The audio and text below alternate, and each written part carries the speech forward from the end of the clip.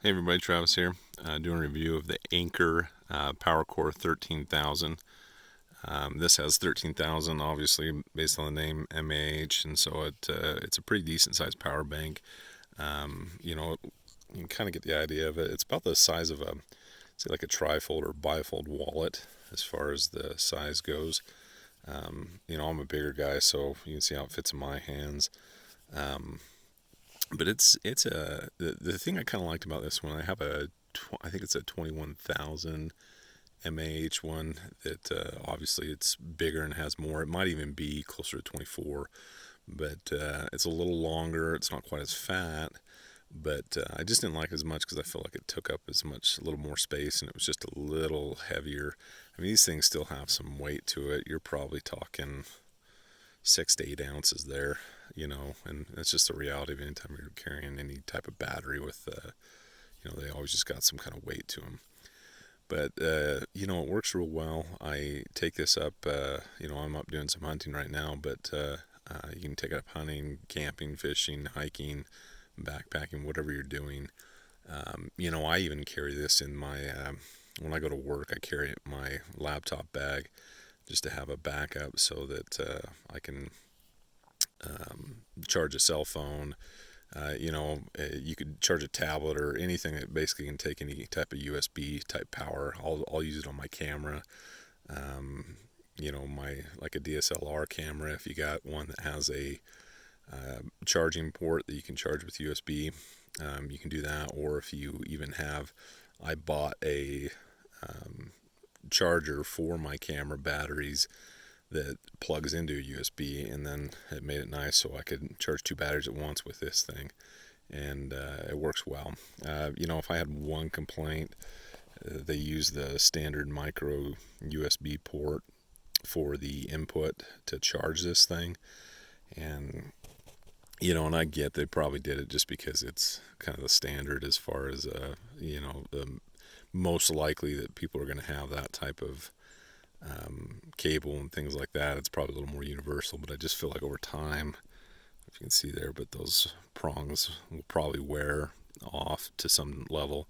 Haven't had any problem with this one. My older ones have done just fine too, but I've noticed some cell phones and cheaper ones with those ports, sometimes they wear real easy. So if I had one complaint, it would be that I wish they go to like a micro USB-C um, port, which is what my phone that I'm currently charging and I'm doing this with a Google Pixel 3 XL, and it has that type of port, and I wish it had the same thing so I could just use the same cable to charge it with, but I can't. I have to have a different cable to charge it with, and so that's my only gripe. And if you're an iPhone person, same situation. But it has two output ports, which I like. So, if my brothers are up here with me, or my wife, or my kids, and they got something they need to charge, I can charge two at once. Obviously, that's going to drain your pack a little quicker, but it still works. Um, but yeah, no, it works great. I think for this Pixel 3 XL, I can get 2, 3 plus charges out of it. And I kind of just trickle charge it. I don't let it go all the way down, then charge it. I just, as I'm using my phone, I'll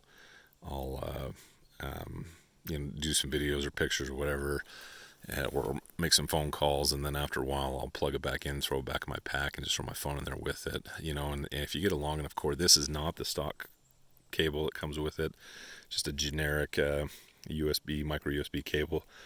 I want to say it's about, I don't know, a foot or so. It's not very long, but if you get a longer cable, this one's decent. I think this is a 3 foot cable, or even like a 6 foot. You could throw it in your pack and then run it out to your phone that could be in your pocket or in like a shirt pocket or whatever. And so you can use it on a lot of different things. The other thing is I've tested this with I have a little solar panel. It does, I think it puts out like 15 watts or something like that. And I went out and just tested with this, and I plugged a solar panel into this, and it did charge this. It would probably go fairly slow. I mean, at 15 watts, I'm not an electrician, you can do the math though. But, it takes some time. But if you were doing some serious backpacking, that's kind of one of the thoughts I got this for, is if I want something a little lighter that I could throw in my pack, it still gives me a decent amount of power. And then what I try to do is convert like a lot of my flashlights and whatnot are all rechargeable now. And I actually got some of the Boulder. They're made by Anker, but they're called the Boulder flashlights.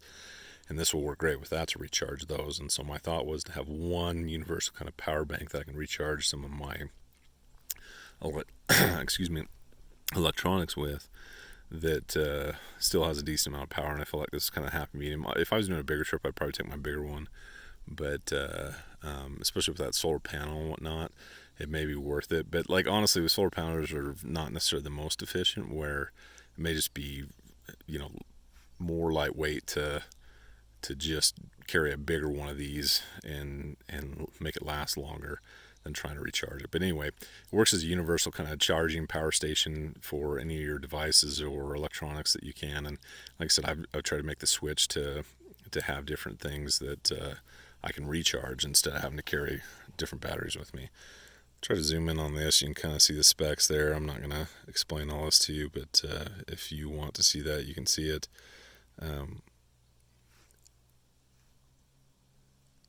Sorry, I'm up here hunting. I heard something over there. But you can see the input 5 volt or 2 amps, and then the output 5 volt 3 amps. So 3 amp max each port. And so I don't know if it cuts that in half.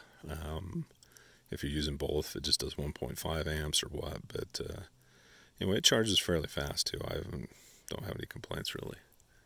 So anyway, this is Travis. Hope you enjoyed that. Hope that's helpful. I like it. I recommend it. Fits in about the palm of my hand, like I said. And it easily fits in a pack. So worth the investment.